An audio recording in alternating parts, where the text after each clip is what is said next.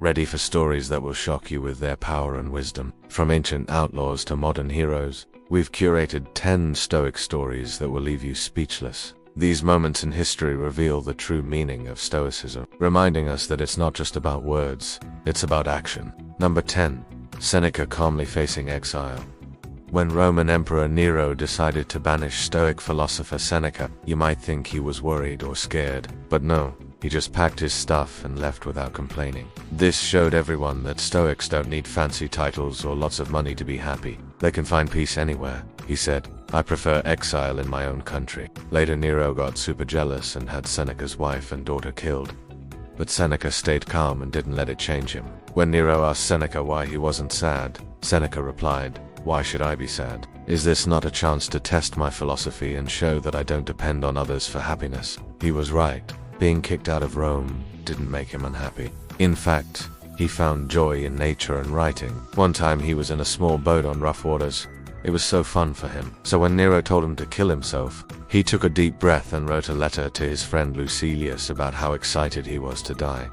He said it's like going to bed, only a little more public. Then he went out into the garden, ripped off his clothes, and threw himself into the emperor's waiting arms. He died peacefully at the age of 65. No. 9. Marcus leading Rome during a plague. Imagine being in charge when a deadly disease is spreading around. You feel stressed, right? Well, that's exactly what happened to Marcus Aurelius when he was running Rome. The year before, a bad bug started making people sick, and thousands were dying every day. People thought it was the end of the world. But Marcus didn't panic. Instead, he put his Stoic ideas into action. He kept working hard to help people. For instance, he helped take care of farmers whose crops failed because of the disease. He even opened up the city's treasury to help poor families pay for medicine and food. Plus, he made sure there were enough doctors and supplies for everyone who needed them. He also spread the word that everyone could do something to help, not just the government. Despite all this, people still acted selfishly, hoarding food and spreading rumors. But Marcus kept doing his duty. He didn't blame anyone and tried to fix things. Even though the plague lasted for a whole year and made almost a third of Rome's population disappear, Marcus never gave up. He believed in the strength and resourcefulness of the human spirit and knew that Rome would recover. And guess what?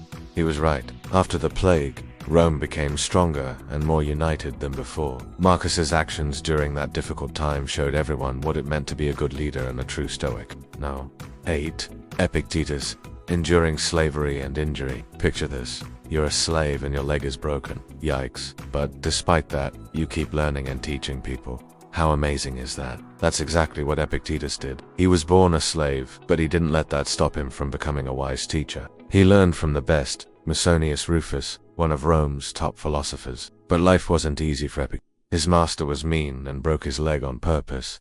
But even then, he didn't complain or give up. Instead, he started teaching people in secret. He shared his knowledge about Stoicism and inner freedom. His teachings were super popular and many important people in Rome followed him, including the Emperor Hadrian. But Epictetus didn't care about fame or money. He just wanted to help people understand Stoicism. Sadly, the emperor's wife got jealous and made Epicurus get out of Rome, but he didn't mind because he knew that his ideas were worth spreading everywhere. Even when he got old and his eyes weren't so good, he kept teaching until his body gave up. But his ideas are still around, helping people be free and strong inside, no matter what life throws at them.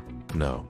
7. Cato choosing death over surrender. Imagine you're a Roman general and you're in charge of defending a place called Utica. There's this other guy named Caesar that wants to take it over. Now here's the catch. Your army is low on supplies and you've been fighting for a while. You have 3 options. 1.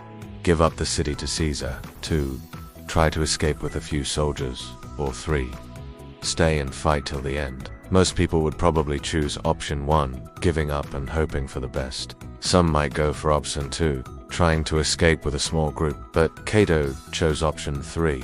He decided to stay and fight until he died, rather than give in to Caesar. He figured if they won, great, he could keep being a Roman hero. But if they lost, well, at least he'd die bravely. He was a Stoic, remember? Cato didn't see surrendering to Caesar as an option. He was loyal to Rome and its people. He was a senator and military leader, and he felt it was his duty to protect them, even if it meant losing his life. Cato knew he couldn't run away. He had to face his problems head on. He also knew that surrendering wasn't an option for him. He was a Stoic, and for Stoics, giving up wasn't an option. They had to keep trying to do what was right, no matter what. No. 6. Zeno. Surviving a shipwreck and founding Stoicism.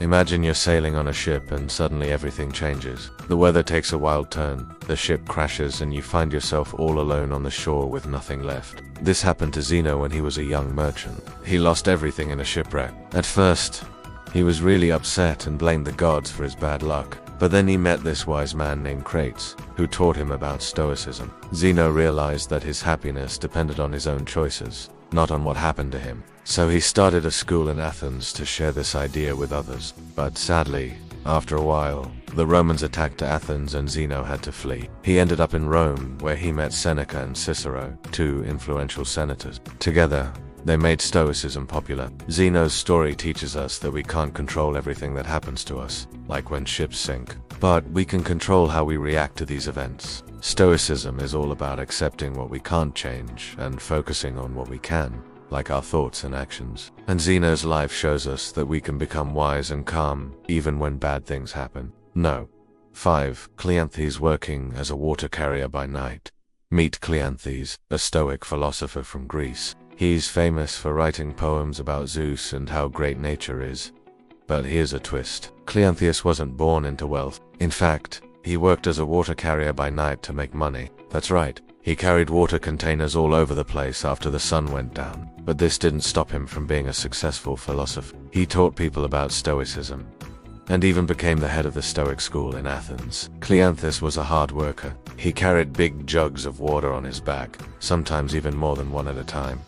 He didn't complain or ask for help. He just did his job quietly. Cleanthes was a Stoic, which means he believed that everyone should be in control of themselves and not rely on other people. He didn't want anyone to carry his water containers for him. He wanted to do it all himself. Cleanthes showed us that no job is too small or too dirty for a philosopher. He didn't think being a water carrier was beneath him. He just saw it as another chance to practice self-control and independence.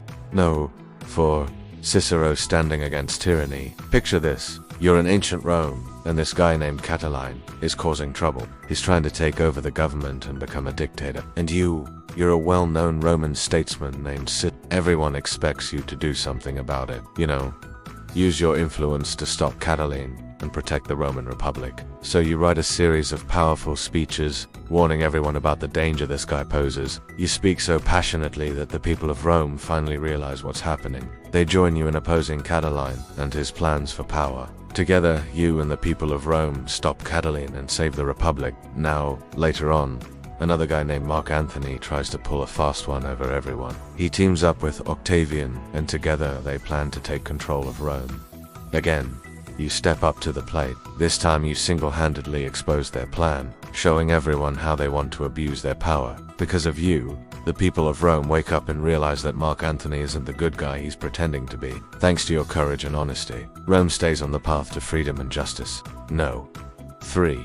The Stoic woman who chose honor over safety. Imagine you're a Stoic woman living in ancient Athens. Your son has just been captured by pirates and they're demanding a huge amount of money for his safe return. But here's the thing, you don't have that kind of money. Plus, you're a Stoic. So now you have to make a tough decision. Do you give up your valuables and risk your son's life, or hold firm and hope your son's life is spared anyway? Let's see how this plays out. First, you refuse to give the pirates what they want. They'll probably take your stuff anyway, so why give it to them willingly? Next, you remain calm and don't beg for your son's life. That's sure to make them angry. Instead, you sit back and wait to see what happens. Turns out the pirates aren't willing to kill your son, at least not yet. They want to sell him to someone else. They drag him off and you watch helplessly. What do you do next? Well, you decide to visit the authorities and report the pirates' behavior. You tell them about the kidnapping and the demand for ransom. The officials listen patiently, then offer you some advice. They suggest that since you're a wealthy woman, they should probably set up a search party and find those pirates. You accept their help and eagerly await the rescue mission. However, days turn into weeks, and still, there's no news of your son. Where's the rescue party? Are they even looking for him? You decide to visit the officials again and ask about the progress. This time they give you a different answer. They say they're busy dealing with other matters and can't focus on your son's case right now. So they've hired a guard to watch over you and your house. Wow. So instead of searching for your son, they're putting you under house arrest. You're furious, but you don't show it. You thank the officials for their help and invite them to your home for dinner. They accept the invitation and come to your house that evening. You welcome them warmly and treat them like honored guests. During the dinner, you chat about various topics, keeping a close eye on the officials. Suddenly, you notice one of them eyeing your jewelry. You decide to play along and ask them if they like any of your pieces. They reply that they'd love to have one of your necklaces. You smile and say, "Here, take it." You hand over the necklace without hesitation. The official puts it on and compliments you on your generosity. You nod and continue the conversation. But in your mind, you're thinking about how you'll get your revenge on the pirates. Finally, the dinner comes to an end, and the officials prepare to leave. You see them off at the door and thank them once again. As soon as they're gone, you contact a secret organization known as the Liberator. They're a group of vigilantes who help victims of piracy. You explain your situation and ask them to find and punish the pirates who took your son away. The Liberators accept your request and promise to do their best to bring your son back safely. With that, you retire for the night, hoping for the best. The next morning, you wake up early and head to your rooftop garden. As you tend to your plants, you think about your son and the pirates who kidnapped him. You wonder if he's okay and if he remembers that he's a Stoic. Suddenly, you hear commotion outside. You look up and see a group of men running towards your house. You call out to them and ask what's going on. They reply breathlessly that they're from the Liberator organization and have good news. They managed to track down the pirates and are bringing your son back home. You can't believe your ears. You rush to the front of the house and meet them. There he is, your son, safe and sound. He looks a bit tired, but he's alive. You embrace him tightly and thank the Liberators for their help. You invite them in for breakfast and celebrate the happy occasion. Later that day, you receive a message from the authorities. They say they caught the pirates and are bringing them to justice.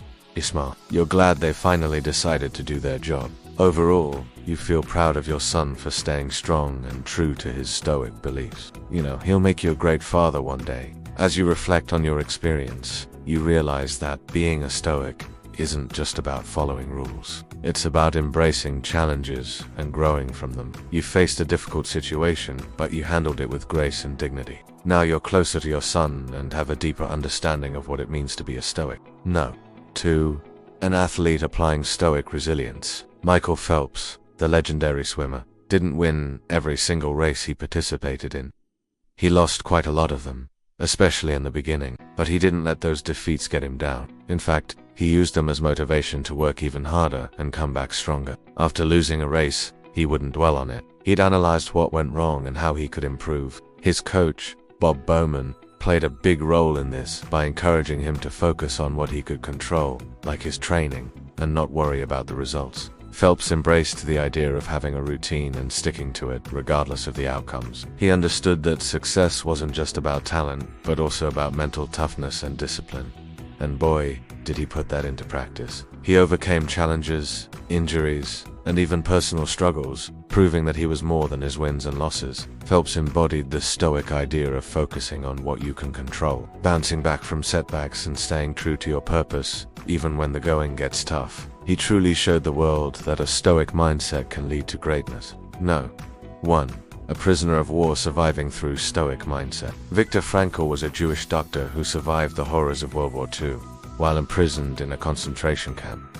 He witnessed unimaginable cruelty and loss, yet he persevered through the toughest conditions imaginable. He credited his survival to his mindset, which was shaped by his belief in the power of the human spirit and the importance of finding meaning in suffering. Frankl held on to the Stoic idea that we can't control what happens to us, but we can control how we respond. He found meaning in helping others and in his work as a doctor, even in the direst situations. When he was liberated from the camp, he was determined to share his experiences and insights with the world. He wrote a book called Man's Search for Meaning, which became an international bestseller. In his book, he described his time in the camps and how he and others coped with the traumatic experiences. He talked about how focusing on helping others and finding meaning in their suffering helped them survive. Frankl's story shows us that even in the darkest times, we can find light. His Stoic mindset allowed him to endure the unimaginable and emerge with a deeper understanding of the human condition and the importance of finding meaning in our experiences. So which story blew your mind? Tell me below. Don't forget to subscribe for part 2.